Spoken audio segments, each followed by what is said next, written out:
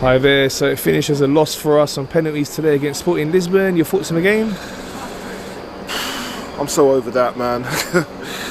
That's probably the worst game of football we played this season, I think. The team was like, and to be fair, it's a high bar. It wasn't that bad. But for what we've done, it wasn't good. It really wasn't good. The whole team was at like 85, 90%. Arsenal this season, one thing you can say about them, whatever has happened, especially in the second half, the first half as well, they come out flying. They're at teams, they're at you straight away. Boom. Both halves of this game, where were they? Sloppy passes, didn't quite have the energy. Maybe it's changing the team about affects them, I don't know, but something wasn't quite right there today with this team. But still, over the course of the 90, the 120 minutes, I actually think we were the better team. You know, Sporting are a good team. It was close, but I think Arsenal, you know, like, if it was a boxing match on points, I think Arsenal edged it. But, you know, it just wasn't enough. I don't want to pile in on Vieira, because I think you're going to be getting a lot of that tonight, right? Oh, Fabio Vieira, come on. But he was not. I don't know, I just feel like he's not good enough at the moment.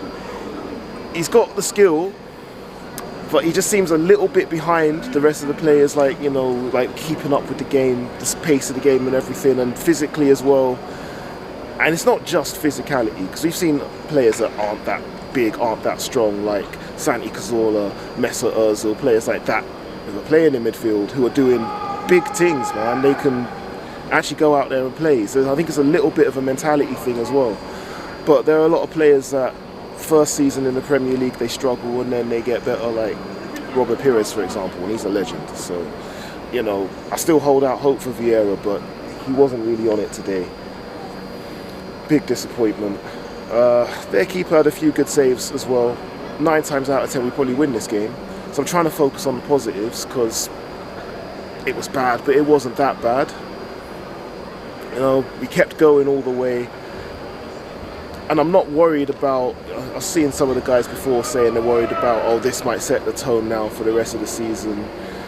You know, it might drop heads or whatever. That's not going to happen. Not with these guys. I was watching them out there. Especially with like the leaders in that team. They're not going to let that happen. They're just not. Like, they know what they're doing. We've had a blip before and we've bounced back. In matches, we've bounced back. Look at that 3-2 a couple of weeks ago. This team is strong. They're not going to have a big slump now. I believe in them anyway. Watch us get thumped 3-0 by Palace at the weekend, now that I've said that. But I don't believe that's going to happen. We're a strong team mentally. We're a quality team. And I think when the first 11 is playing or near enough, we're pretty much untouchable. With the changes that were made to the team today, with a couple of players not being on it, this happened. This is going to happen. It's not the priority. It's the Europa League. Okay, it would have been nice. We're not in it. We've got bigger fish to fry. We've got the Premier League. We're top. 5 points clear. Let's make it 8. Come on, City. Bring it to us now. It's Arsenal time. For sure, bro. So, yeah, looking at it from that point of view, we've got less games now. Yeah. So that does obviously help in the Premier League title race. Today, what would you put it down to? Well, Sporting played well, but our passing was quite poor compared to how it normally is. Yeah. Would you say it's a lack of focus maybe? We know it's not our priority, this competition, so you know, we weren't as focused as we would normally be. I think psychologically, yeah, there has to be a little bit of that. Like, they know it's not their priority. They're top of the league. It's, you know, the best season that this club has had for years. And for some of these players, maybe the best opportunity they've had to win something huge in their careers so far. So I think there has to be a little bit of that, where it's like, you know, maybe they don't want to get injured playing in this competition. They're half thinking about the weekend already, and we've got basically every game's a big game now. Big game against Palace, but you know, it's a London derby, we're top of the league, we're going for it. There must be a little bit of that. There must be a little bit. So, but you know, that doesn't explain with like professional players that we see doing, you know, a level or two higher than that week in, week out. You know, those sloppy passes. We see the odd one every now and then, that's always going to happen, but it doesn't fully explain what I saw in there today. So maybe it's just a bit of an off day. Maybe the players are getting a bit tired. It's getting towards that part of the season. We saw 2 players go off injured in the first half. It's going to disrupt the momentum of the team. And that just signifies to me that, physically, maybe they're hitting that red line a little bit. Maybe they're tired. So I'm sure it's a few things. Maybe looking at the league, maybe tiredness.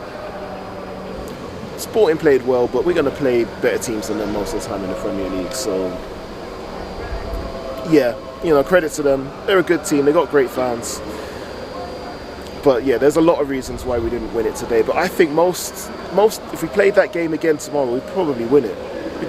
Trossard hit the post. Their goalkeeper made a couple of really good saves. Their goal as well.